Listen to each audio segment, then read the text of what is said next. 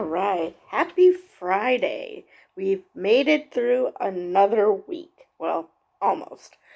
Anyway, let's just get right into the news, starting with world news. All right. European demands for U.S. weaponry is soaring, but instead of big-ticket items like jets and tanks, shopping lists are focused on cheaper, less sophisticated items such as shoulder-fired missiles, artillery, and drones that have proven critical in Ukraine's war efforts.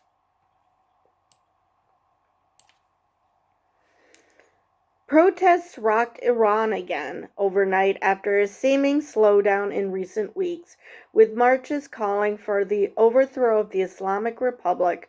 Online videos posted purportedly show.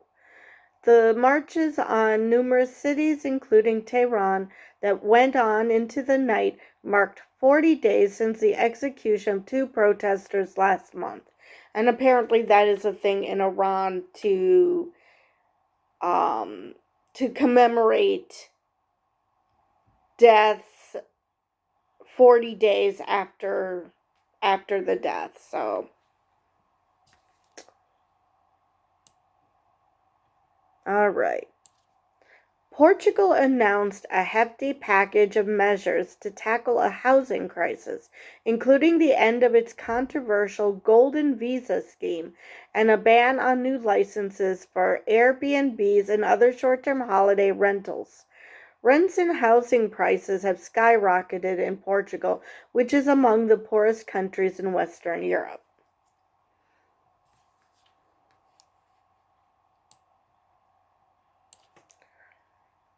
International aid agencies are stepping up efforts to help millions of homeless people, many sleeping in tents, mosques, schools, or cars, 11 days after a massive earthquake hit Turkey and Syria, killing more than 43,000. Two people were reported to have been pulled alive from the rubble in Turkey on Thursday, but such rescues have become increasingly rare. Well, of course they are. It's been over a week.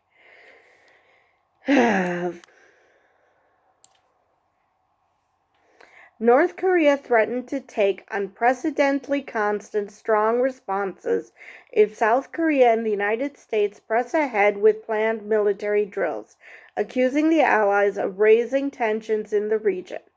The North's foreign ministry also said it would consider additional military action if the UN Security Council continues to pressure Pyongyang. So, in other words, nothing new.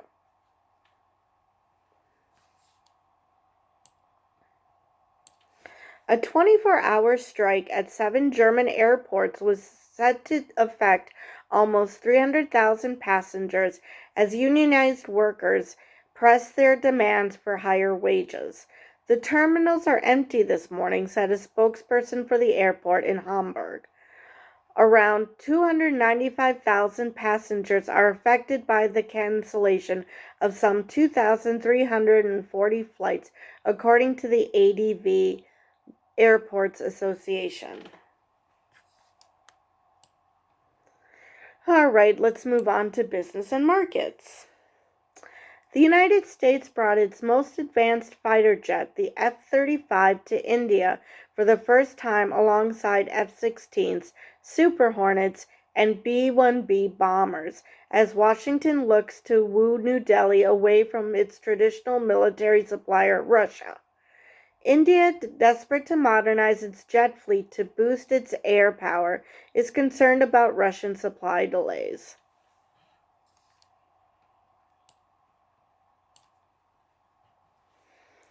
Signs of strength in the U.S. economy have buoyed stocks in the face of rising Treasury yields and hawkish Federal Reserve expectations, though some investors believe the rally may be on borrowed time. Stronger than expected reports on employment, retail sales, and inflation have pushed up expectations for how much higher the Federal Reserve will need to raise rates.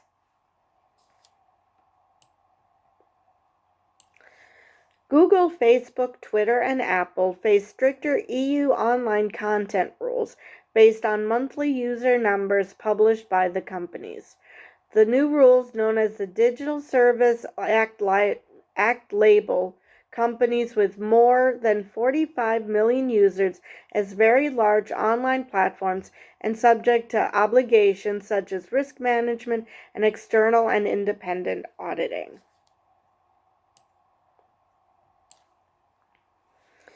Governments are reconsidering their opposition to vaccines as culling birds or locking them inside has failed to prevent bird flu returning to decimate commercial flocks.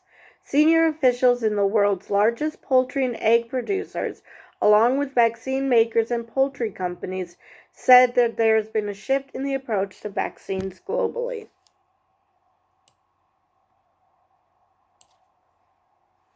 OpenAI, the startup behind ChatGPT, said it is developing an upgrade to its viral chatbot that users can customize as it works to address concerns about bias in artificial intelligence. The startup, which Microsoft has funded and used to power its latest technology, said that it has worked to mitigate biases, but also wanted to accommodate more diverse views. And actually, I saw a post on Mastodon where someone who is an author claims that she got a message that ChatGPT referenced one of her works, and she's like, I didn't write this article doesn't exist. So ChatGPT seems to be making shit up. So it's not just misinformation, it's just making shit up. So that is a serious flaw. Alright, now let's end with U.S. news. President Joe Biden said he expects to speak with China's President Xi Jinping about what the United States says was a Chinese spy balloon that a fighter jet shot down earlier this month. We are not looking for a new Cold War, Biden said. He added the United States was continuing to engage diplomatically with China on the issue.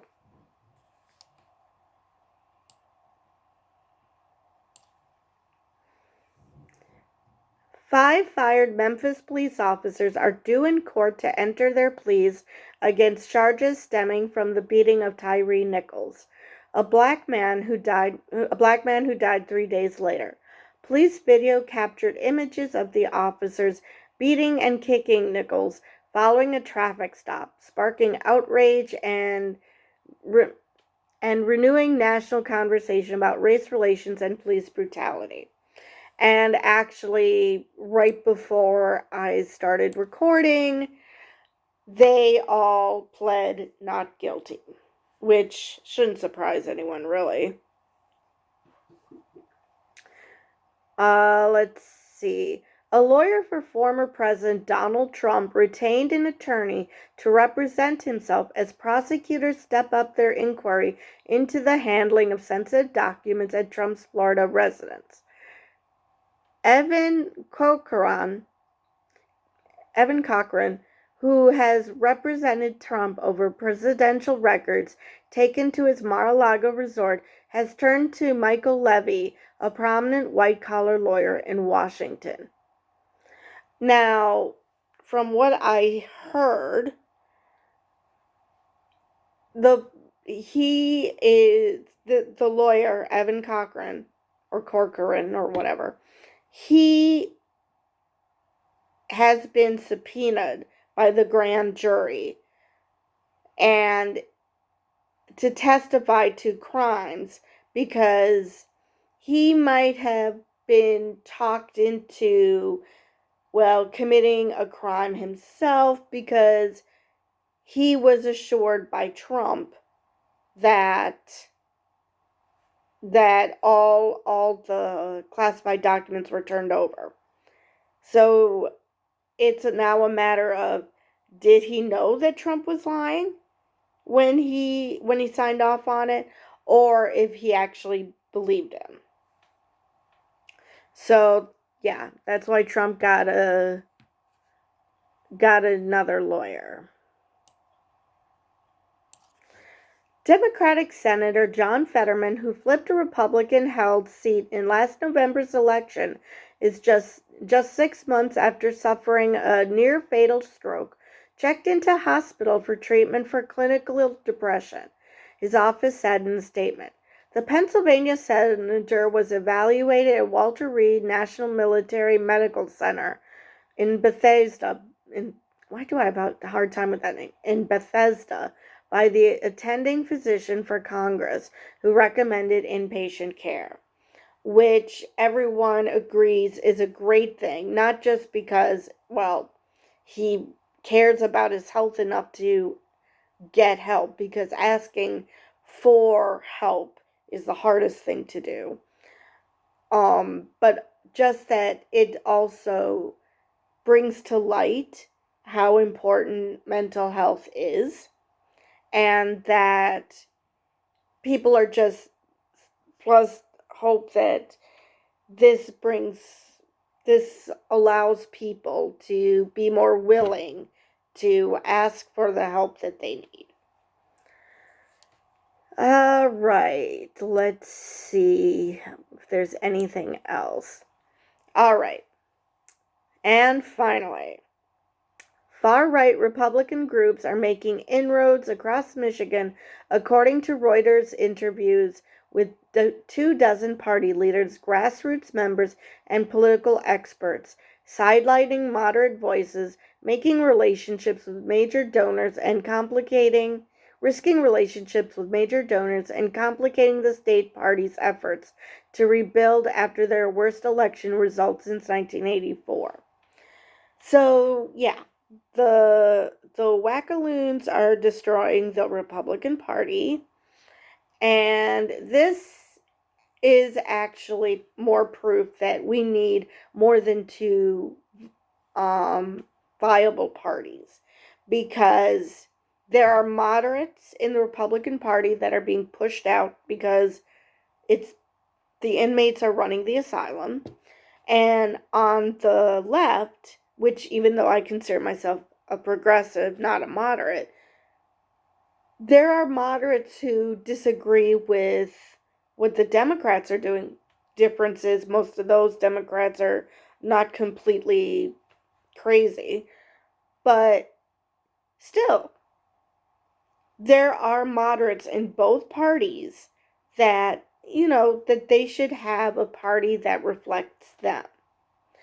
And because, like, I was listening to a former Republican strategist, Tim Miller. Now, socially, because he's a gay man, he has a black child. He and his husband have a black child. They're both white. They have a black child. And so you would think socially he'd be more of a Democrat. Obviously, he's fiscally conservative.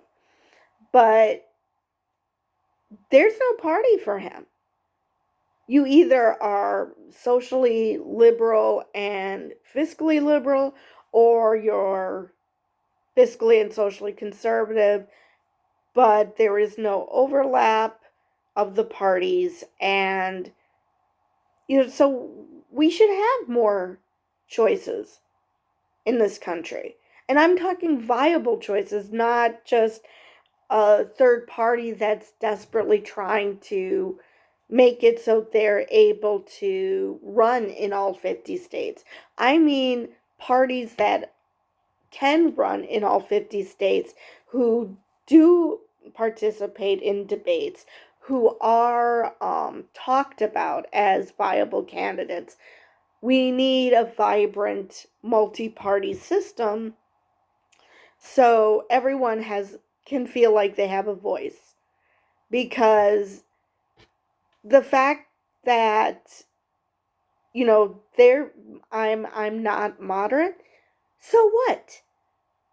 they have every right to have their views. I would certainly prefer listening to moderate Republicans than wackaloon MAGAs who say things like we should have a competency test for people over 75, all the while your fellow Republicans are saying the most stupid shit. Like Lauren Boebert said, yes, climate change is real. It happens 4 times a year.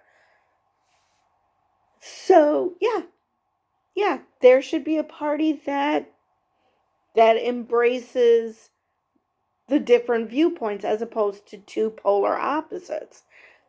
We should have more of those. I mean, so many countries have like 4 or 5 parties. Some have, a party for every person in the country. Yes, I'm exaggerating, but it seems like it. So why not have more than 2 parties? I mean, I don't see how this would be a bad thing. Get different voices out there and see and let people decide who they really want rather than just vote for the lesser of two evils. So yeah, with that I will bid you guys a happy weekend.